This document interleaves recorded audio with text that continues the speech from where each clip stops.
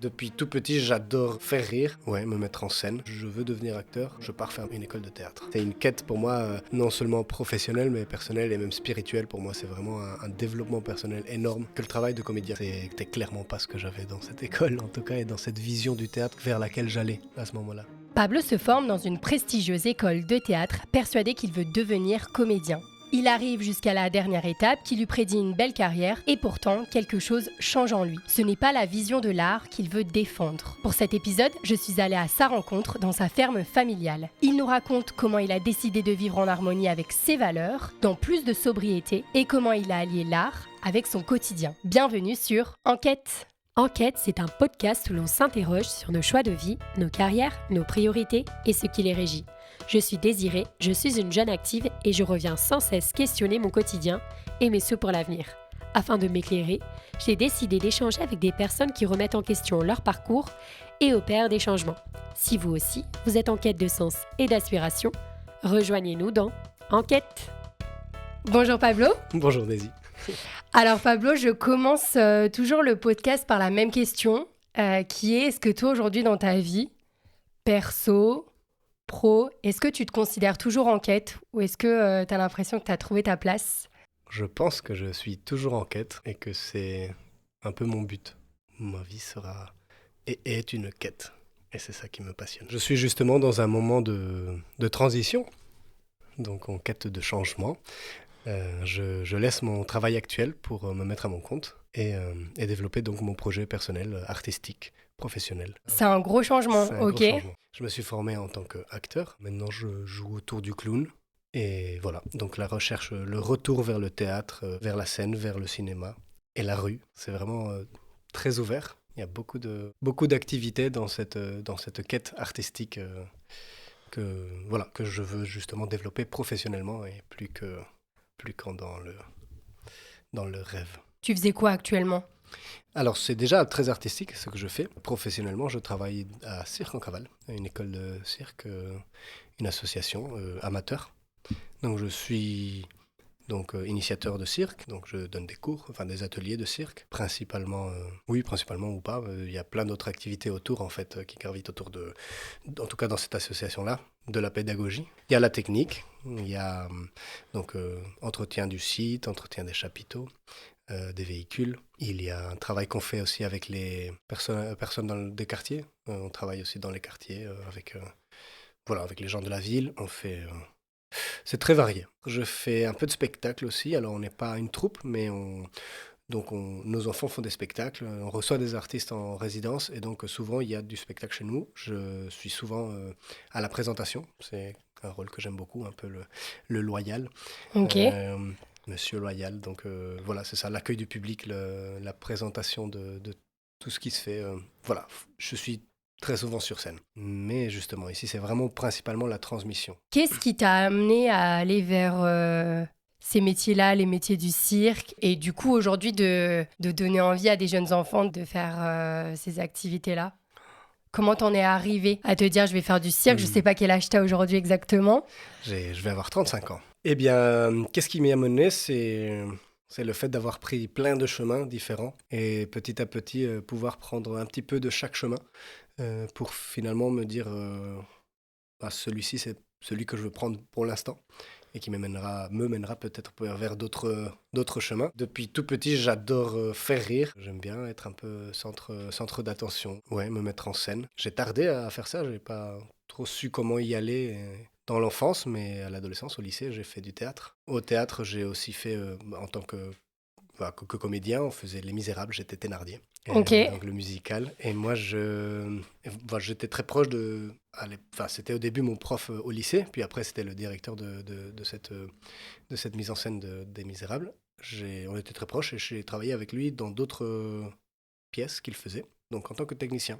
D'abord en lumière, puis en son. Et donc, ça m'a fait un peu passer entre cheminer Ouais. et vers finalement dans les arts de la scène, et m'éloigner un peu de mon idée de base qui était donc la biologie et le travail Rien à proche des voir. animaux. Ouais. Rien à voir. Enfin si, parce que du coup il y avait l'observation qui a été quand même quelque chose depuis tout petit. Moi j'observe les plantes, j'observe les insectes, les animaux, les gens et donc les attitudes. Ça reviendra après quand on parlera un peu plus de qu'est-ce que c'est que pour moi le jeu d'acteur. Mais oui, c'est du corps, c'est du mouvement, c'est de la personnalité. Donc tout ça, voilà. Moi, je voulais observer les animaux dans leur état sauvage pour être au plus proche de la nature. Finalement, je suis dans une quête de, d'être au plus proche de ce qui se vit et de le reproduire et de jouer avec. Donc voilà, donc je suis passé du jeu à la technique. Mais ça, Et quand tu nous parles de la microbiologie, c'est oui, quelque chose que tu avais vraiment en tête. Tu as commencé à faire des études. pas commencé. J'ai fait. Alors, depuis tout petit, j'adore les reptiles. Et j'ai été. Donc voilà, je voulais vraiment ça. Et j'étais dans une école primaire alternative où j'étais en contact. Enfin, on faisait du potager, on avait des animaux et on étudiait. Enfin, on faisait des études des tortues marines, des iguanes. Et puis on partait 10 jours en travail de terrain pour aller voir et compter les tortues marines, les œufs, aller voir des iguanes, des crocodiles et tout ça. Et donc moi, j'étais vraiment parti dans c'est ce que je veux faire. J'ai travaillé j'étais bénévole dans un laboratoire à m'occuper des migales. Alors, tu parles de migales, iguanes, des animaux un peu spécifiques et surtout tropicaux. Mhm. Eh oui, T'as pas fait ton enfance en France, toi? bien vu, c'est ça. Oui, oui, moi je suis mexicain. Je suis né au Mexique, j'ai Ok. grandi au Mexique. Je suis franco-mexicain, ma mère est française. J'ai beaucoup voyagé en France. Donc quasiment tous nos étés, on les passait ici, l'été complet, ici dans cette maison chez mes grands-parents. Ouais, qui a beaucoup d'histoires. Donc, t'as fait ta scolarité au Mexique. Oui, toute ma scolarité au Mexique, oui. Et donc est venue la passion des animaux vers le collège, lycée. Bah, depuis l'enfance, mais le collège, surtout le collège, je le mettais en pratique. Et donc je savais que c'était vers ça que je voulais aller. Et au lycée, je me suis rendu compte que l'école, c'était très difficile pour moi, pour ma personnalité. Et j'avais beaucoup de mal à suivre. Et que la biologie en études, bah, ça voulait dire du laboratoire, enfin de l'étude, de l'étude, et pas tellement de terrain. Et je suis quelqu'un un peu d'impatient peut-être. Ok. Ce qui fait que, voilà, enfin surtout, c'est surtout la peur des études qui a été très dur pour moi. Le lycée, le collège, c'était scolairement, j'étais pas, voilà, c'était pas mon fort, quoi. Ok, et du coup, tu trouves un peu une échappatoire dans les métiers de la scène, enfin, dans l'art du spectacle. Voilà, c'est ça. Au lycée, je trouve ça. Et puis, bah, je suis à fond. Je suis à fond dans le jeu. Je trouve quelque chose que, enfin, je peux relier à un métier que je pourrais faire. Parce que oui, j'ai fait de l'acrobatie depuis tout petit et je dessinais, mais je me voyais pas devenir. Et quand je suis au lycée et bah, au lycée, on nous demande qu'est-ce que tu veux devenir. Et chose très violente pour des jeunes adolescents C'est clair. qui sont en quête de leur existence déjà. Ouais. Mais Même 20 ans après, on sait toujours pas répondre à cette question, quoi. c'est ça. Ouais. Et donc à ce moment-là, je me suis dit, mais bien sûr, moi je veux être comédien, c'est la bombe, j'adore les coulisses, j'adore les répétitions, j'adore tout ça, donc vas-y, je vais devenir acteur, quoi. Tu parles du coup de comédien. Donc à un moment donné, tu es allé plutôt du côté de l'ingénierie du son, de la lumière. Tu t'es vu faire une carrière là-dedans ou pas forcément? Oui, je suis parti à 19 ans du Mexique, je suis parti à Montréal avec mon frère et des potes. Je savais trop pas ce que je faisais, mais je suis tombé au bout d'un an où je me cherchais, je savais pas trop quoi faire. Mais j'étais à fond au théâtre impro et tout, je me dis bon bah je sens que je veux aller là-dedans et je suis tombé sur une annonce technicien en cinéma et télévision. Je me suis dit, ben grave, j'adore la technique au théâtre, je l'ai fait et je veux faire du cinéma, je veux faire ça. Si j'apprends la technique, je serai d'autant plus un meilleur acteur et d'autant plus capable de travailler dans ce milieu. Donc j'ai bondi là-dedans et j'ai fait donc une école technique de techniciens. C'était un peu vaste, c'était un peu global, c'est un an concentré, après on se spécialise. Donc oui, je pensais professionnellement partir là-dedans, en tout cas pour un début de carrière, d'avoir déjà cette corde à mon arc. Mais du coup, tu es allé jusqu'au bout du... Qu'est-ce qui t'a fait retourner vers... Parce que j'ai l'impression un peu dans la façon dont tu nous expliques ton parcours que tu es retourné vers être au devant de la scène et pas Oui, derrière la scène. complètement oui. Qu'est-ce qui m'a fait retourner? Est-ce que à ce moment-là, j'avais peur d'y aller à fond et de commencer ça, ou j'étais pas prêt? Enfin, j'étais clairement pas prêt. Donc, au début, j'ai eu des problèmes de papier. J'ai plus reçu mon visa de travail, alors que après, normalement, le visa d'études, on a le visa de travail. Je l'ai pas reçu, ce qui m'a fait, Quand tu étais au Canada, du coup. voilà, au Canada, rester un peu enlisé, quoi, dans une situation où je pouvais pas travailler dans le cinéma. Ok. Je savais pas trop si j'allais rester là et je voulais aller vers le cinéma, mais Bref, j'ai fini par travailler dans un resto le temps d'avoir mes papiers que j'ai eu en plein hiver où je m'étais convaincu qu'il n'y avait pas trop de tournage. En effet, il y a plus de post-prod que de prod en hiver à Montréal. Et donc je me suis dit non, c'est bon, j'ai déjà fait ça, c'est cool, je le garde, c'est pas quelque chose de perdu, mais là, je veux devenir acteur. Et donc, je pars faire une école de théâtre. Donc là, tu redéménages à ce moment-là. Et là, je redéménage parce que Montréal, déjà, j'ai besoin de bouger. Et puis, je me suis pas préparé pour les écoles. Et je suis allé faire mes auditions aux écoles sans préparation. Donc, je me suis dit, ils sont un peu cramés dans les écoles de Montréal. Et il fallait que je parte parce que le visa que j'avais reçu durait 1 an. Et Donc, tu es resté 1 an à Montréal. Je suis resté 4 ans à Montréal. 4 ans 4 ans. Et cette vie alors à Montréal merveilleuse. Alors c'était déjà mon indépendance, hein, c'était le début. Ouais, la vingtaine, les études secondaires. Ce moment où voilà, on quitte les parents et bim, et puis on fait la fête, et puis en fait on est chez soi, on a l'appart, on est en coloc, mais bon. Et oui, donc une découverte de la vie. La vingtaine, le gros processus de se dire, bah mince, en fait, je suis pas encore un adulte, mais si, mais je l'étais, mais en fait, je suis un gamin et je comprends rien à la vie et il faut que... Maintenant, c'est le moment où on doit se débrouiller tout seul, quoi. Mmh. Parce qu'à l'adolescence, on se croit déjà bien adulte et on arrive à la vingtaine et on se rend compte qu'on a tout à apprendre. Et donc, voilà, ce processus-là, tout en découvrant la ville, la fête, des nouvelles langues. Enfin, le français, je le parlais déjà, mais là, c'était le québécois, puis c'était une autre affaire, là. Et puis l'anglais, et puis, enfin, bref. Donc, grande découverte de la vie. Donc, il y a eu plein de choses... En plus de ça, le travail, hein, j'ai commencé vraiment à travailler dans ce resto-là. J'ai travaillé pendant 1 an et demi, c'était un travail que j'adorais. Bien que j'aurais parfois voulu être au cinéma plutôt que... Enfin, dans des tournages plutôt qu'au resto. Mais voilà, c'était comme ça et en fait, ça m'a nourri pour me mener là où je suis là. Donc, Qu'est-ce qui fait que, en fait, donc, les écoles de théâtre, tu te prépares pas au Canada, tu te dis qu'ils vont pas te prendre, tu as tes difficultés à obtenir ton visa. Je décide de partir en Belgique parce que l'école de théâtre, la grande école de théâtre, est là-bas et donc je pars à Bruxelles. Enfin, oui, à Bruxelles parce qu'il y a une antenne qui vient d'ouvrir à Bruxelles et je ne veux pas habiter à Paris. Trop grand, trop bruyant, j'ai envie d'une petite ville taille humaine et je connais pas Bruxelles et ça me tente grave. J'y vais, je fais 3 semaines pour le stage d'accès. Ok. Dans ces 3 semaines-là, je découvre une ville mais trop cool, quoi. Géniale, super accueillante, super joyeuse. Et puis, avec une grosse aussi vie étudiante, oui, la fête. La fête, oui, est complètement différent que Montréal, finalement. Mais il y a quand même ce côté super cosmopolite, jeune, fête. Mais vraiment, c'est l'Europe, quoi. C'est autre chose. Donc, voilà, j'arrive là pour ce stage d'accès. À côté de ça, j'étais dans un projet un peu besoin de retour aux racines. Donc, je suis en train de filmer un documentaire sur mes grands-parents, sur leur histoire, etc. Donc, je viens 4 mois ici d'abord.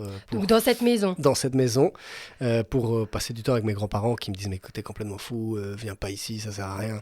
Tu vas perdre du temps, on va trouver un travail. » Et moi, je suis « Non, mais je sais ce que je viens faire. Mon travail, c'est ça. Je viens, on vous interviewe, vous allez me raconter votre vie. » Et donc, je passe 4 mois ici avec mes grands-parents.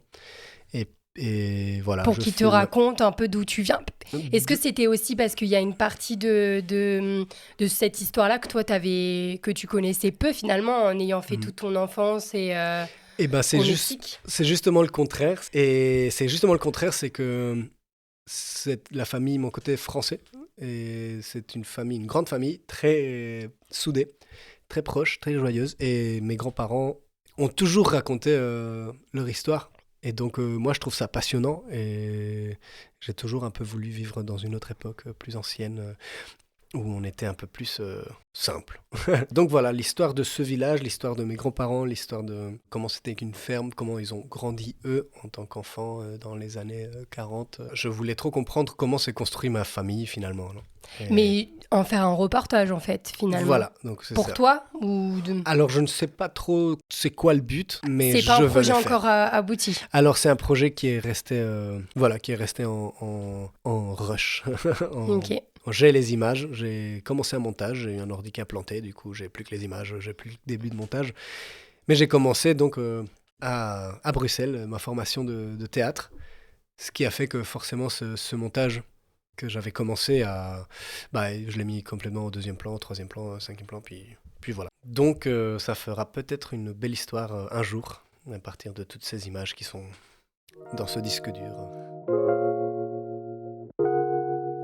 Quand tu arrives à Bruxelles, donc tu découvres cette nouvelle vie étudiante, cette nouvelle ambiance, et finalement, comment ça se passe dans cette école de théâtre ? Eh bien, dès le début, j'ai comme un petit doute. Alors moi, j'arrive là et je suis à fond, quoi. Je suis en feu, je sais ce que je veux, je sais où Pour je être vais. comédien. Pour être comédien.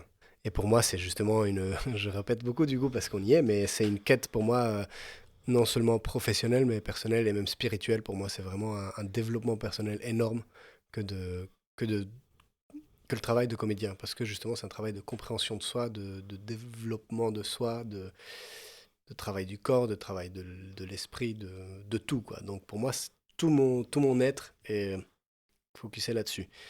Et donc j'arrive à cette école et j'ai comme l'impression que le travail est plutôt superficiel. Dès le stage, moi je suis là, je veux de la technique, je veux bouffer de la technique, je veux comprendre comment travaille un tel, comment travaille un tel. Justement, on m'explique les techniques d'apprentissage, enfin voilà, Oui, parce qu'il y a des choses que tu sais déjà aussi, vu que tu as quand même pris pas mal de cours. Oui, alors c'est plus justement de la pratique que j'ai, avec quelques techniques, par exemple technique vocale, quelques techniques de danse, parce que je faisais c'était du musical, théâtre musical. Et quand j'arrive là, en fait, je me rends compte que j'arrive à un endroit de pratique, mais pas de technique. Donc on est là et on fait. Donc on apprend du texte et on joue. Et on apprend du texte et on joue. Et nous avons les profs, que moi je préfère les appeler plutôt des recarrés externes, parfois qui sont plus là pour parler et s'entendre parler. Mais... qui te donne finalement peu d'éléments techniques. Toi, ce que tu viens chercher, c'est pas ça, quoi. C'est ça, très peu d'éléments techniques. Alors oui, des retours parfois justes sur comment travailler. Mais il n'y a pas une recherche technique, ça c'est à chacun de le faire et de la trouver. Et à côté, des cours sont soi-disant proposés, d'autres cours plus techniques, mais on ne les voit pas arriver. Moi, j'essaie de chercher un petit peu par-ci, par-là, et je ne trouve pas ça. Il y a très peu d'heures par semaine. Alors que l'école est payante. Alors que l'école est payante et un petit peu chère, on va dire. Et donc, comme il n'y a pas beaucoup d'heures, j'arrive à... déjà, on peut doubler nos heures en ayant 2 cours. Donc, on a 2 cours, 2 profs, 2 approches qui sont très similaires, mais bon, ça reste 2 personnes, 2 personnalités. Mais j'ai encore du temps, donc c'est là où je commence à faire plein d'autres choses. Je fais donc de l'acrobatie. Je fais une école de cirque, enfin une association atelier de cirque, cours du soir de cirque. Je fais beaucoup d'acrobatie donc avec eux et entraînement libre là. Et comment t'es arrivé à être attiré par ça, par l'acrobatie ? Quand j'avais 6 ans, même depuis petit, chez mon grand-père au Mexique, il y avait un trampoline. Et j'adorais aller au trampoline. Et quand j'avais 6 ans, notre grand-père nous a donc offert un trampoline. Ce qui fait que j'étais sur un trampoline à peu près tous les jours. Dès que je rentrais de l'école, je mangeais et puis 5 minutes après, j'étais sur le trampoline. Donc j'ai appris sans aucune technique, encore une fois. J'ai appris toute l'accro qu'on peut apprendre sur un trampoline, je ne sais pas, mais que j'ai pu. Je faisais beaucoup de choses sur le trampoline, je m'amusais énormément et le goût pour bouger. Alors, je viens aussi de... Mes parents mon père est prof de tai chi et qigong, donc déjà le travail du corps, de la conscience du corps, de la présence sur le moment est quelque chose avec lequel j'ai grandi. Ma mère est acupunctrice, donc le sens du bien-être, voilà, genre la conscience de soi et de se développer et de j'allais dire s'entretenir, mais de se maintenir en bonne santé, pour moi est un peu central, quoi. Et donc toutes mes activités deviennent ça. Donc l'acrobatie pour moi, ça devient, une expression. J'ai besoin que mon corps s'exprime, j'ai besoin de bouger. Je suis un peu un enfant hyperactif, j'ai pas été diagnostiqué, mais j'ai besoin de ça. Moi, j'ai besoin d'exploser dans tous les sens et donc me mettre en danger et chercher des sensations fortes, l'adrénaline tout le temps. L'acrobatie à travers le trampoline arrive là. Voilà, donc là-dedans, je commence à développer la danse et l'acrobatie dans cette école. Puis à côté de ça, je fais aussi du travail. Je commence à travailler en tant que modèle vivant à l'Académie d'art d'à côté de chez moi. Et ça devient aussi encore une nouvelle chose, encore un nouveau travail du corps et une super découverte. Donc très pluridisciplinaire finalement, voilà, dans l'art du spectacle vivant en fait. Exact. T'as touché un peu à tout.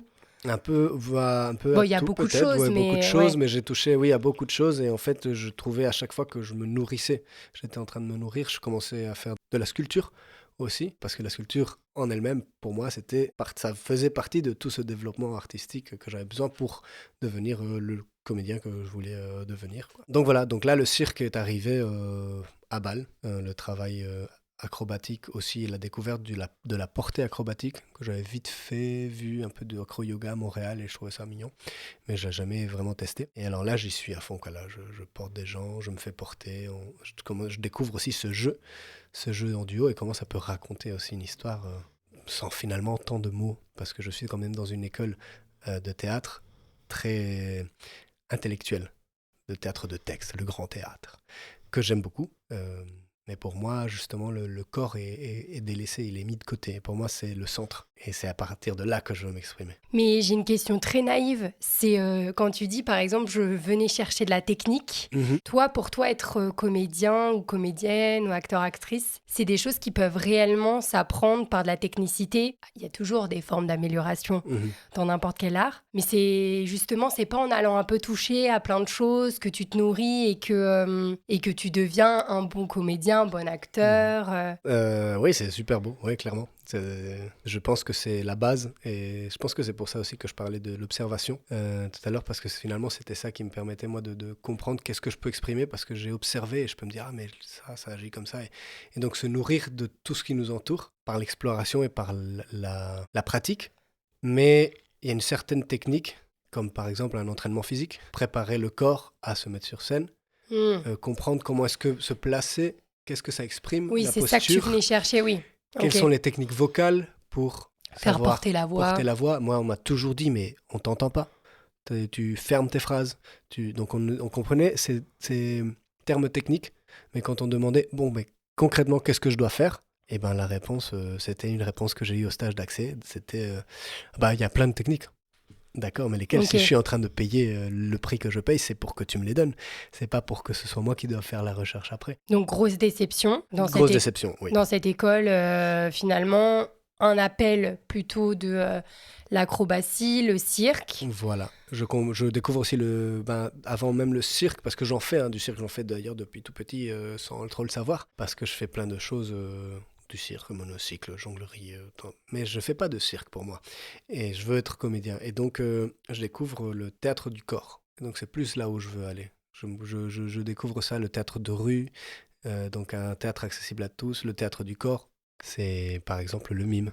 Donc, les expressions, en fait, enfin voilà, tout est dit à travers son regard, à travers ses postures, à travers ses mouvements.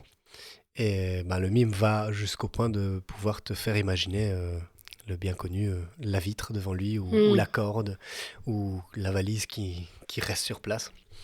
Voilà, donc ça c'est une grande image du théâtre physique. Et donc, ce moment où ça switch dans ta tête, donc tu fais cette école de théâtre, finalement, t'es ultra Mhm. déçu. Enfin, j'en Oui, comprends que t'es vraiment très déçu. oui, mais je me force quand même à terminer, à aller jusqu'au bout. C'est combien Euh, d'années? 3 ans. J'ai failli en faire 5 parce que je partais pour une deuxième partie où on passe des étapes des auditions pour arriver un peu au top de la formation. Mais je suis arrivé du coup à la dernière audition, ça serait à Paris, ça se passe à Paris toute la partie de la formation. Je suis arrivé là, j'arrivais plus, j'étais perdu. J'étais mais je veux pas vivre dans cette ville. Et donc je suis dégonflé, je suis arrivé à mon audition, Pourtant, j'avais plus c'était une rien dans grande la école poche de quoi. théâtre et c'était un peu le moment où Oui. tu aurais été propulsé au devant de la scène. Ah oui, oui, là en faisant ça, ça aurait été. Bah voilà, c'est un peu la crème de la crème, quoi, c'est l'élite. Mais voilà, quelque chose à ce moment-là me fait que non, du coup, bon, grosse culpabilité, pourquoi je me fais ça, pourquoi que je peux pas y arriver. Bref, Mais petit à c'était un petit dans non. ma Pour vie, toi, c'était... bah, c'était un non pas très clair, mais je suis arrivé sur scène et j'avais pas envie, quoi. Et donc, pourquoi Tu je ne passes sais quand même pas. les auditions ou pas? Donc j'arrive à la dernière audition, c'est la définitive. Et du coup j'arrive là, j'ai rien dans le froc. On arrive comme un ballon dégonflé quoi. J'arrive, pouf, ouais, bon, je joue ma scène, pouf, sans intérêt. Je sors de là en mode mais qu'est-ce qui s'est passé quoi? Pourquoi? Bon bah les années m'ont aidé à comprendre le pourquoi.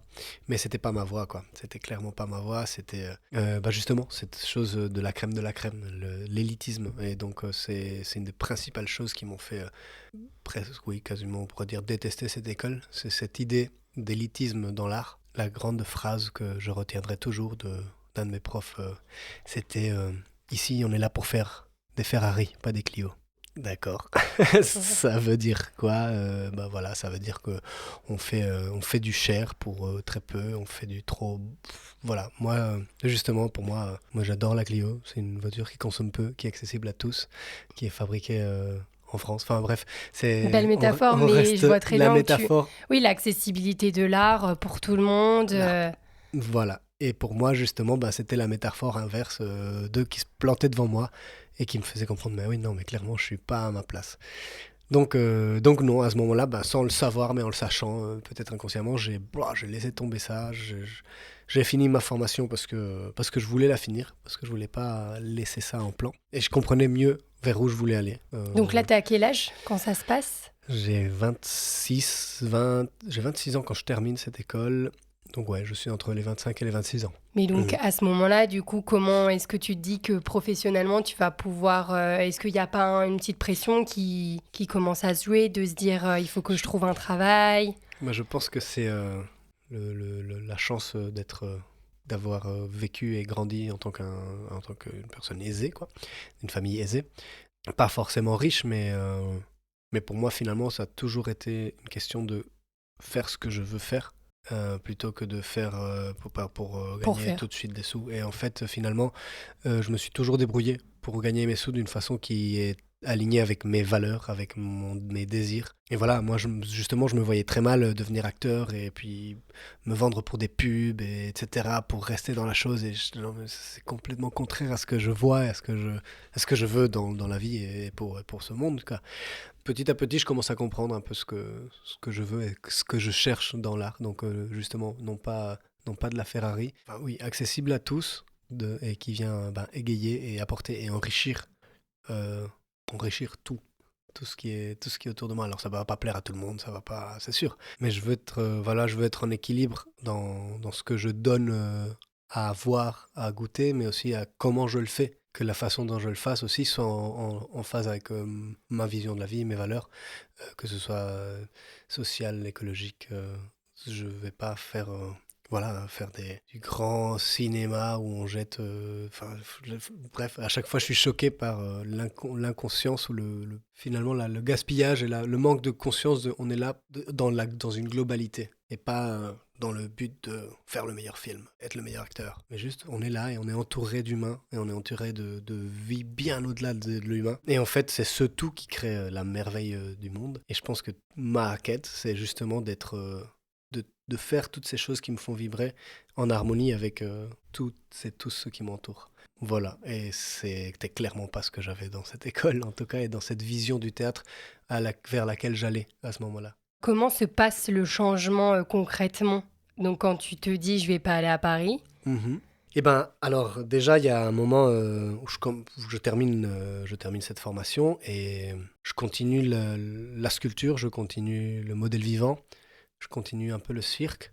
Et d'ailleurs, non, c'est pas que je continue un peu le cirque, je commence à faire énormément de stages. Énormément de stages, mais principalement de danse, d'acrobatie. J'ai pu faire une ou deux de clown, je pense. Mais voilà, je commence à manger un peu tout ce que je peux trouver. Et arrive ce moment où j'ai besoin de sobriété, où justement j'ai du mal à faire des castings, j'ai du mal à me trouver en tant qu'artiste, en tant que comédien professionnellement. Et donc j'ai besoin de sobriété, je me dis c'est bon, il faut que je parte de Bruxelles et j'ai envie en fait, je veux arrêter de dépenser mon argent que je fais par-ci par-là dans toutes ces activités que j'aime bien mais qui me donnent à peine pour payer un loyer et toutes ces choses que j'adore.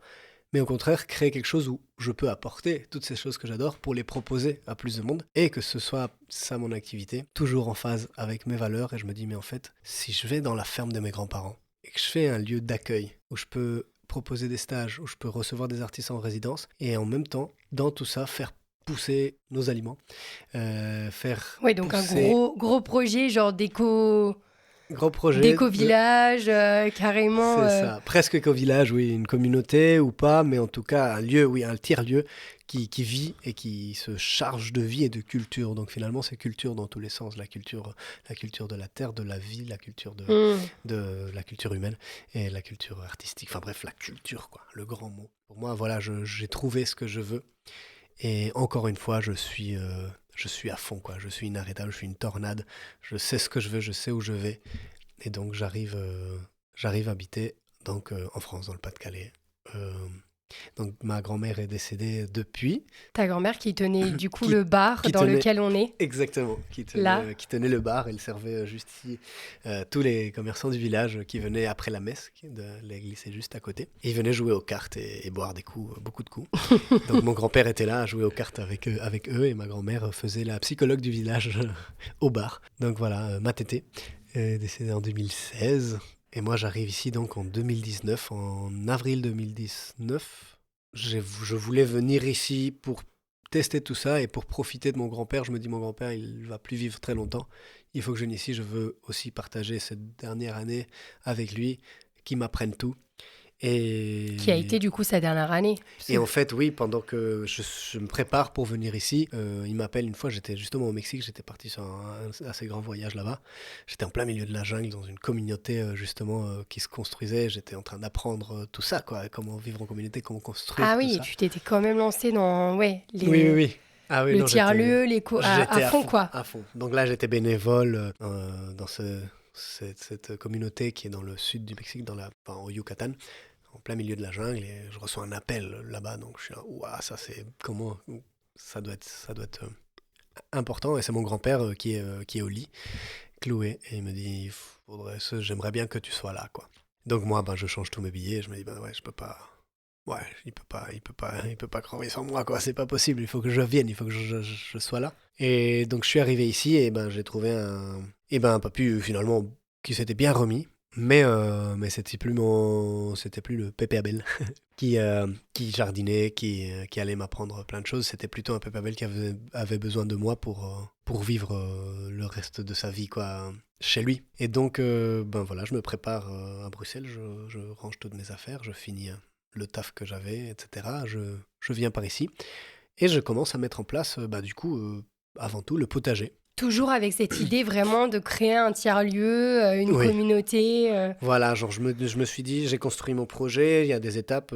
Première étape, c'est me lancer dans le potager. Alors je viens de Bruxelles où j'avais quand même un grand jardin et j'ai à peu près 25 mètres carrés de potager. Et là j'arrive, mon grand-père a 450 mètres carrés de potager, quoi. Ouais. Et donc moi j'arrive et je dis, mais je vais tout faire péter, quoi, je vais l'exploiter. Et donc mon grand-père, ben, du coup il est malade, il y va plus au potager, donc je me dis, ben j'ai carte blanche. Je mets en place les spirales, voilà, je mets en place tout ce que ça fait des années que je bouffe beaucoup sur YouTube, beaucoup de choses que j'apprends, j'ai vu, j'ai vu les permaculteurs. Quand je cherche, ma vie à Bruxelles, mon quotidien me permettait pas beaucoup d'aller voir ce qui se passait ailleurs, donc bim. Donc je peux mettre en place plein de choses que je rêve depuis des années finalement. Et en même temps m'occuper de mon grand-père, et il y a donc ce lien aussi super fort qui se crée, qui a toujours été depuis très petit, j'étais très proche de Pépé Abel. Donc là voilà, je suis entre ces deux-là. Je mets en place Ah oui, je parlais des étapes, donc je mets en place le potager. La première chose c'est ça, c'est de voir comment moi je me sens à faire ça. Et du coup, tu te sens comment? Trop bien, Est-ce qu'à je ce suis à moment-là, fond. mais parce que à ce moment-là, c'est presque aussi comme si tu avais mis, on va peut-être en parler après, mais la place de l'art là-dedans. Oui, c'est venu bien après, Ok. tout en le faisant, mais je me suis rendu compte qu'en fait je continuais à faire de l'art d'une certaine façon. Tout est de l'art quand on le fait vraiment avec le cœur, quoi. Mais moi j'étais en train de... Alors le design, que ce soit intérieur, extérieur, que ce soit de tout, pour moi voilà, la beauté. Pour moi le plus important dans la vie c'est la beauté. Et si les choses qu'on fait apportent de la beauté au monde, aux gens, enfin, c'est déjà, enfin voilà, ça devient de l'art. Et donc moi mon jardin c'était pas un potager, je faisais un jardin comestible. Donc je faisais un jardin dans lequel on marche dans des petits couloirs qui zigzaguent, on passe dans une forêt de tomates, et voilà, on n'a pas des rangs de légumes les uns à côté des autres, c'est vraiment une balade. Et il y a des formes, il y a des hauteurs, il y a des couleurs, et ça grimpe. Et Et je me suis tellement amusé sur ces 2-3 premières années à faire un potager, enfin voilà, un jardin dans lequel je pouvais me balader pieds nus, en slip, à poil, pour cueillir mon petit déjeuner. Et oui, j'ai posé ma caravane, c'était le grand rêve, poser ma caravane dans le potager. Et chose que je fais encore tous les étés, je dors dans ma caravane au jardin. Parce que du coup, tu n'as jamais quitté ce lieu. Je n'ai jamais quitté ce lieu, donc depuis 2019. Là, à l'heure où on se parle, ça fait 7 ans. Ouais. Ce que tu nous décris un peu aussi, c'est une idée de l'habitat participatif, comme on le voit un peu en France. Exactement. Donc oui, l'idée de faire venir des gens, c'était le plan, un quoi. système. Et alors ce plan, Première année géniale, je reçois tous mes potes de Bruxelles et un peu d'ailleurs qui disent oh, trop cool mec, genre t'as une ferme, vas-y on vient. Et c'était génial parce que je les recevais et ils mettaient la main à la pâte et c'était ce truc de on sort de la ville et on fait. Et petit à petit, je me suis rendu compte qu'en fait, j'arrivais vraiment à faire venir que les gens que je connaissais, qui aimaient bien venir passer un week-end et mettre la main à la pâte, mais pas des gens qui voulaient s'investir dans quelque chose comme ça. Ils avaient leur vie et leur mode de vie en ville. Et donc voilà, première étape potager, deuxième étape, commencer à faire venir des bénévoles pour mettre en place des lieux, pour recevoir les bénévoles, pour commencer à mettre en place les lieux, pour faire ce lieu d'accueil culturel, etc. Et donc, je suis en plein dans ça et dans la création du projet avec Économie sociale et solidaire, l'ESS, avec, je me fais accompagner. Je fais des tu te fais accompagner quand même. Oui, je fais des formations de porteurs de projets, enfin, là, je suis à fond. Et donc... Oui, l'année premiers travaux est envisagée. On va faire tout simplement des douches, des toilettes et une belle zone de camping pour recevoir des bénévoles. Top, c'est le projet pour l'année. Et puis Covid. Donc c'est mort, je vais pas recevoir du monde, ça c'est dead. Mais super printemps, et je me dis mais c'est génial. Je reçois exactement ce qu'il me faut. Focus. Potager. Je reste là, je me mets à fond. Et c'était une année de dingue. Genre un potager incroyable. C'était ouf. L'été. Mais ça s'est prolongé. Et ça faisait déjà 2 ans, presque 3, que je tournais un peu en rond dans cette ferme. Oui, parce que du coup, toi, tu aurais voulu le développer avec les étapes suivantes, mais le Covid a un peu duré. Oui, et pendant le Covid, du coup, je vais à l'ESS, mon premier rendez-vous justement à l'ESS, et je parle donc à ma conseillère, du coup. Je lui parle de mon projet, papa, je suis à fond. Mais c'est cool, c'est génial, et ça ressemble énormément à Cirque en Cavale. Est-ce que tu as entendu parler de Cirque en Cavale ? Non, pas du tout. Et écoute, tu devrais aller les voir, c'est vraiment entre ici et chez toi. Tu vas passer par là, passe les voir, je pense qu'ils recrutent. Donc elle me dit ça, écoute, ni deux, merci, au revoir, je passe par Cirque en Cavale. Donc une école de cirque, Une école de cirque, alors à ce moment-là, j'en sais rien, je sais que c'est une asso.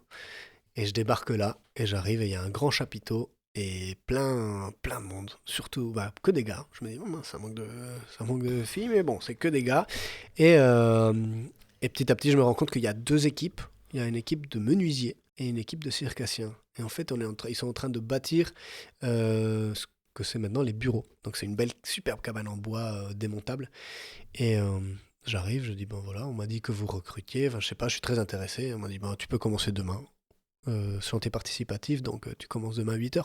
Donc plein Covid.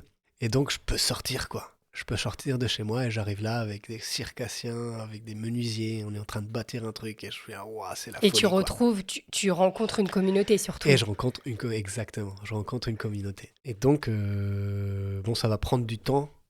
Après, ça va prendre à peu près 1 an pour que je recommence à les voir et je commence à aller m'entraîner chez eux. Donc, voilà, en plus de ce que je fais à la ferme, je trouve un taf parce que j'ai besoin de structure. Je trouve un taf dans l'entretien d'espaces verts où je suis très déçu parce que, c'est pas de l'entretien d'espaces verts, c'est... on arrive avec des bécanes et on rase tout, quoi. Ouais. Ça, c'est l'entretien d'espaces verts en France. Bref, je dis en France, j'exagère blindé, mais bon. Mais bon, je fais ces 6 mois-là, ça me permet de mettre des sous de côté, ça me permet d'avoir une structure, ça m'aide trop. Et je m'entraîne au cirque et... à un moment donné, eux, ils savent bien que j'en ai un peu marre et que je vais bientôt terminer mon contrat là-bas et que je vais partir sur les routes. J'ai des idées, j'ai des plans, mais j'ai rien de concret. Mais à ce moment-là, tu as un peu abandonné le projet il est en pause, de l'habitat ici, de ce que tu voulais en faire avec la communauté. Il est clairement en pause parce que la ferme ne m'appartient pas.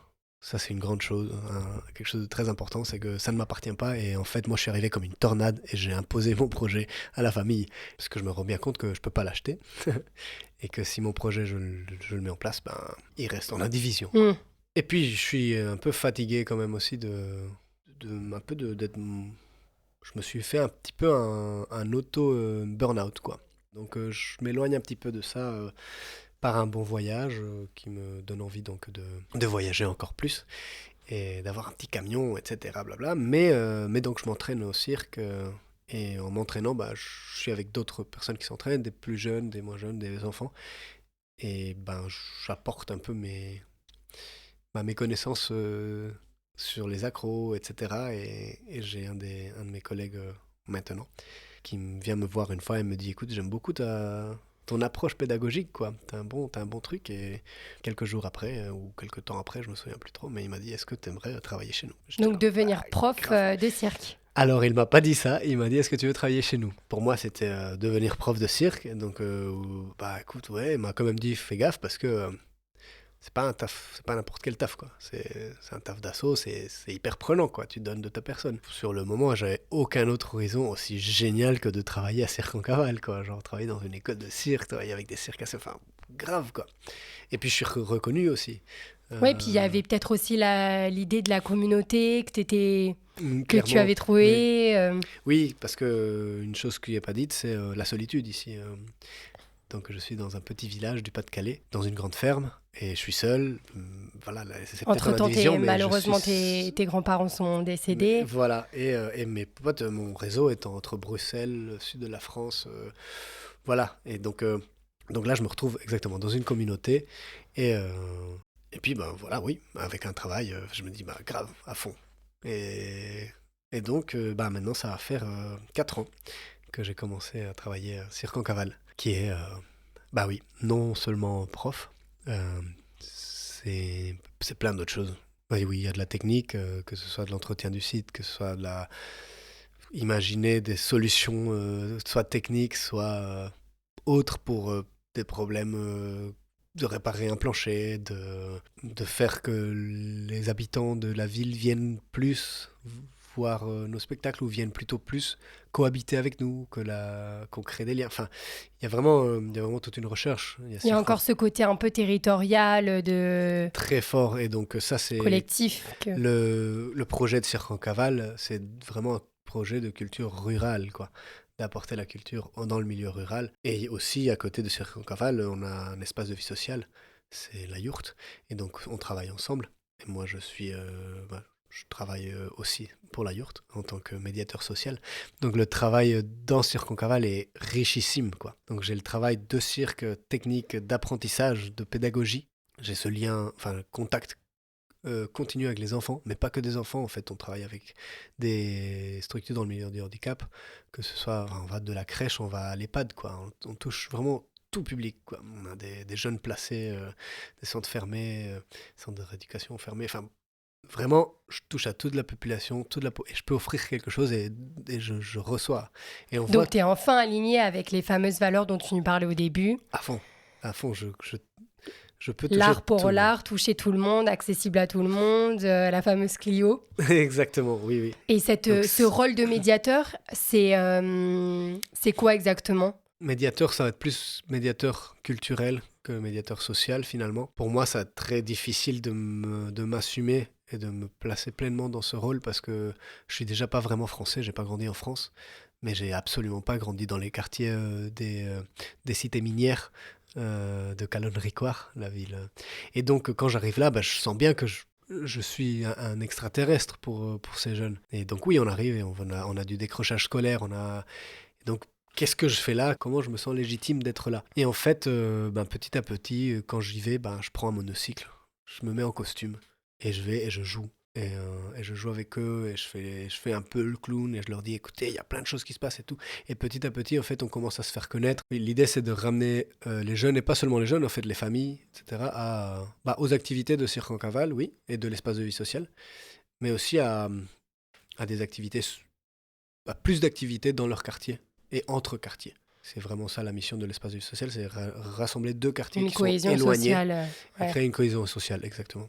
Et voilà, on travaille avec la mairie et le centre social de la ville. On en a deux. On a la chance d'avoir et un centre social et un espace de vie sociale. Donc c'est très riche le travail qu'on fait avec les cités, quoi.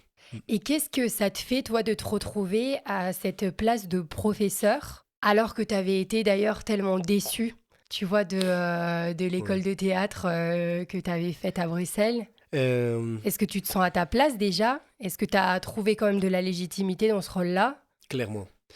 Tout de suite. Alors j'ai toujours aimé, mais c'est là que je me suis rendu compte combien j'aimais la transmission et combien pour moi c'est important. Donc comme je disais aussi, mon père est prof de tai chi et donc j'ai un peu grandi avec cette vision aussi de transmission où je voyais, j'allais au cours de mon père depuis tout petit et je voyais il exprimait, comment il était clair dans sa façon de parler de posture, de respiration. Et voilà, la transmission était importante pour moi et au moment d'avoir des enfants en face de moi, je me retrouve avec le plaisir de partager ce que j'aime.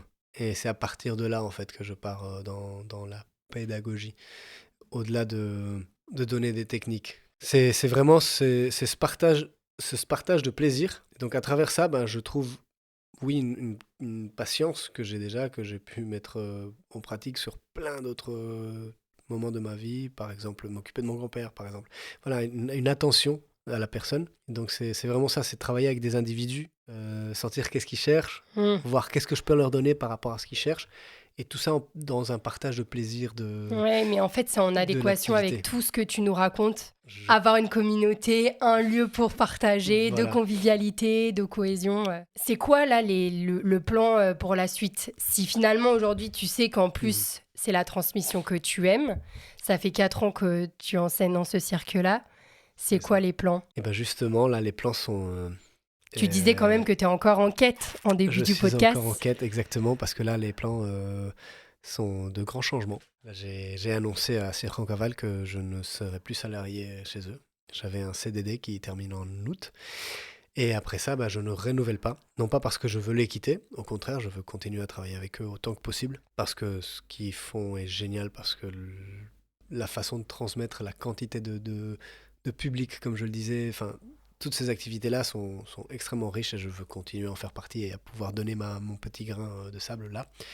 Mais parce que, comme me l'a dit Max au départ de cette aventure, c'est extrêmement prenant. Prenant. Donc il faut donner énormément de sa personne. Et je me rends compte donc que quasiment tout ce que je cherche à développer en moi est mis Dans de côté parce que je dois tout donner là. Et donc oui, forcément, je donne parce que c'est quelque chose qui m'enrichit, parce que c'est en lien avec mes valeurs, parce que je fais du cirque, parce que je fais de l'art, parce que je fais de la transmission. C'est parfait, mais c'est pas mon projet. Je suis en train de donner toute cette énergie, tout ce temps de vie à un projet de quelqu'un d'autre. Un projet que je veux soutenir parce qu'il est merveilleux, ce projet. Mais c'est pas le mien, et le mien, il attend. Et le mien, il attend, et ça fait 10 ans que j'ai terminé l'école de théâtre. Voilà, ça fait longtemps que je veux, je veux vivre T'as de l'impression ça de te sacrifier un petit peu là. carrément. Et donc, et je vis là dans cette ferme qui est énorme, qui est très ancienne. C'est une ferme du 16e, 17e siècle. Ok. Donc, ça demande de l'entretien, ça demande du temps. Donc, finalement, je suis enfermé un peu ici. On organise à Cirque-en-Cavale un festival de clowns tous les 2 ans.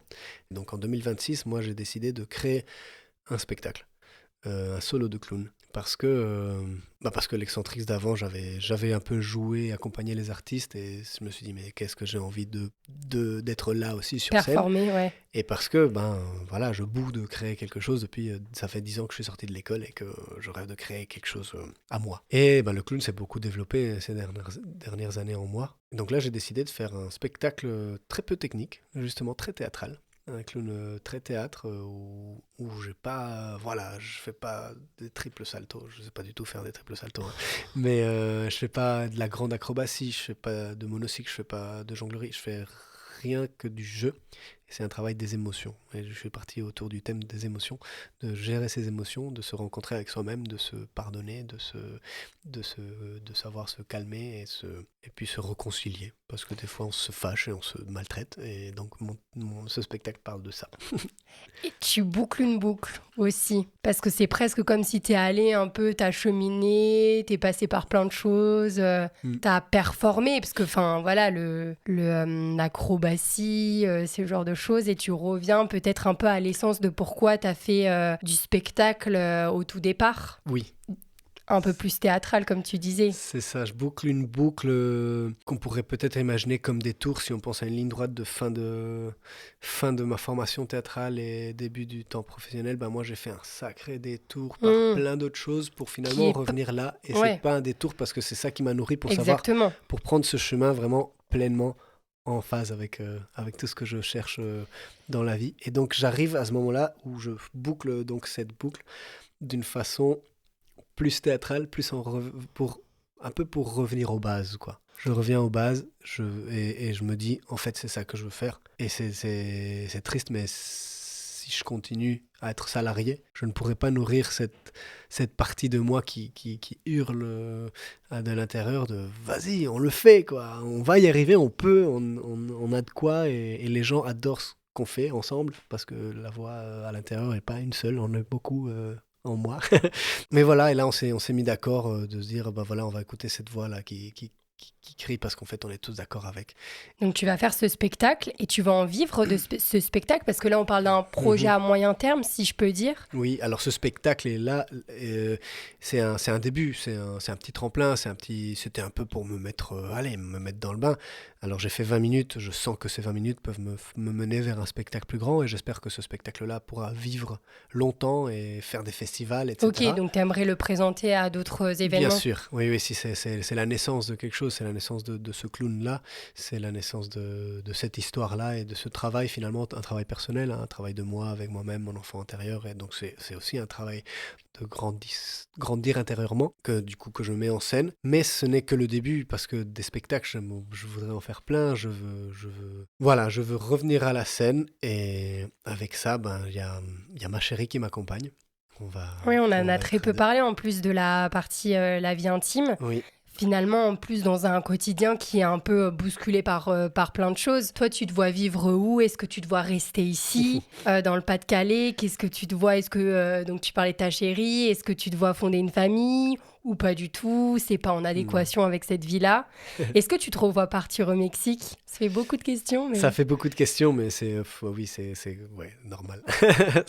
Alors, est-ce que je me vois repartir au Mexique ? Pas maintenant. J'ai été un grand doute, même un peu un tiraillement intérieur très, très fort pendant plusieurs années, jusqu'en 2024, où je suis allé au Mexique et j'étais dans le plan de peut-être m'y installer, parce que je savais plus trop ce que je voulais, qu'est-ce que je faisais ici, etc. Je suis allé là-bas, je suis allé voir mon amoureuse actuelle, Abril. Qui vit là-bas, donc vous êtes en relation... pour l'instant en Espagne. Donc là, on est quand même en relation à distance, mais un petit peu moins loin. Ouais. Mais à ce moment-là, elle vivait là-bas et je me suis dit, bien, il faut absolument que... Voilà, moi, je veux être avec elle, quoi. Et il y avait ce truc et je me suis dit, vas-y, je pars au Mexique, j'arrive là, je lui propose tout, je viens vivre ici. Et sur le moment, elle n'était pas prête, peut-être que moi non plus. Donc elle m'a dit, non, désolé. Et le Mexique m'a dit, non, désolé, de plein d'autres façons, plutôt moins douces que d'autres. Mais j'ai compris que c'était pas du tout le moment de partir au Mexique, que je voulais pas, que la liberté que je cherche, que j'ai surtout, de vivre comme je le vis en explorant, en changeant de parcours toutes les quelques années, en découvrant le monde petit à petit, l'Europe me le permet. Et la vie au Mexique me la permettrait pas aussi facilement. Économiquement, ce serait beaucoup plus difficile. Et parce que j'ai besoin de créer des choses ici encore. Mais je rêve de pouvoir... aller au Mexique souvent, pouvoir travailler là-bas, pouvoir jouer là-bas, pouvoir travailler avec tous ces amis et grands artistes que je connais là-bas. Et ça viendra. Mais pour l'instant, c'est ici que je dois être. Et je me suis dit à ce moment-là, et c'était tellement un soulagement, c'était si j'ai besoin d'aller au Mexique et vivre au Mexique, je le saurai. Donc voilà, la création de ce spectacle est une partie de ce projet que je mets en place. Et comme je disais, je mets en place aux côtés de Abril. Il va te rejoindre en France, du coup. Qui va me rejoindre en France, oui. Qui, elle aussi, elle a vécu déjà 6 mois ici. C'était dur parce qu'elle est venue en hiver. Très mauvaise idée. Mexicain, mexicaine. Si vous voulez découvrir le Nord-Pas-de-Calais, venez l'été. Et encore, tu pourrais lui proposer plutôt, je sais pas, le sud de Marseille. Oui, c'est ça. J'aurais pu lui proposer plein d'autres lieux. Mais bon, j'habite ici et la ferme est là. Et donc voilà, elle est danseuse. Elle est partie donc en Espagne avec une compagnie de danse-théâtre parce qu'elle voulait aussi développer ce côté théâtral. Voilà. Et donc, on a chacun notre projet personnel et professionnel, mais on veut aussi les rassembler dans un grand projet. De nouveau de la cohésion. Exactement. C'est le mot maître de cohésion. Cet échange. Super. Ouais. Et voilà, donc on termine tous les 2 en août. J'ai acheté un petit camion. Plutôt un gros camion, un petit camion. Une caravane ? Alors non, pas, enfin un fourgon qu'on va donc aménager ensemble. Je vais aller la chercher, je vais descendre pour faire son déménagement jusqu'ici. On se fera quand même un petit tour d'Espagne, de France en remontant. Et on viendra donc s'installer ici et construire, donc prendre vraiment le temps, surtout l'hiver prochain, pour bien penser, bien construire ce projet artistique qui donc est aussi un peu l'idée d'une compagnie. Alors, est-ce que ça fonctionnera comme une compagnie, comme une asso ? Tout ça, c'est des choses à voir. Parce que nous avons des projets à 2, mais aussi des projets solo chacun, mais aussi des projets et à 2 avec plus de monde et tout court avec plein d'autres, plus de monde. C'est ça, il y a la création de spectacles, il y a les animations aussi qu'on peut faire. Artistiquement, on a aussi, comme j'ai pu en parler, j'ai beaucoup de cordes. Et l'idée, c'est de pouvoir me servir du maximum de cordes pour mettre en place un projet où je m'épanouis dans plein de choses que j'aime faire. Artistique, quoi. Comme j'ai pu faire au ce moment où j'étais en formation et je faisais de la sculpture et chaque chose enrichissait ce chemin. Et donc, c'est trop beau de pouvoir le faire à 2, de pouvoir rêver à 2 et se rencontrer dans un rêve aussi fou quand même. On va tester l'aventure. En partant toujours de cette maison, cet endroit. Oui, cet endroit sera la base tant que des décisions ne sont pas prises ou une décision est vraiment prise. Vis-à-vis de ta famille, du coup. Vis-à-vis de ma famille, etc. Oui. Cette idée folle a un peu évolué de ce que ça deviendrait, mais d'imaginer que ça puisse être un lieu d'accueil, de résidence, un lieu où puisse être la maison mère, comme ça a été la maison mère de cette magnifique, énorme famille. La maison mère aussi d'une compagnie, de beaucoup de créations artistiques et pas que. Voilà, ce rêve nous fait vibrer autant à Abril qu'à moi. Voir s'il y en a d'autres qui veulent participer à ça. Il y a ce petit camion aussi pour pouvoir m'y détacher un peu parce que c'est très prenant. C'est pas toujours évident d'avoir un lieu aussi grand et aussi avec autant de charge émotionnelle, quoi, d'histoire, etc. Donc ce petit camion va nous permettre tous les 2 et de nous former et de travailler un peu partout, pas que en France parce que justement elle est en Espagne, elle a un réseau en Espagne, on a un petit réseau en Italie aussi. Donc l'idée c'est aussi d'avoir petite maison sur roue et pouvoir un peu aller vers où l'art nous mène. Je propose qu'on conclue sur ces belles paroles. Merci beaucoup Pablo. C'est un grand plaisir. Quelle envie de parler pendant des heures, mais c'est un grand plaisir de partager. Merci de m'accueillir dans ce beau podcast. En écoutant Pablo, je réalise qu'à 35 ans, c'est comme s'il avait déjà eu plusieurs vies. Pablo n'a cessé de chercher pour se créer son propre chemin. J'admire son courage à avoir osé dire non afin d'être plus aligné avec ses valeurs, sa vision de l'art et son accessibilité. Surtout si on élargit un peu le prisme et qu'on regarde les chiffres récents d'accès à la culture en France, révélés par une enquête de l'IFOP en 2026, on constate que les Français consomment moins de culture, mais pourtant la considèrent essentielle à leur qualité de vie. Dans ce contexte, le parcours de Pablo prend encore plus de sens et rappelle que l'accès à la culture pour toutes et tous est vital. Si l'épisode vous a plu, je vous invite à vous abonner. À très vite sur Enquête.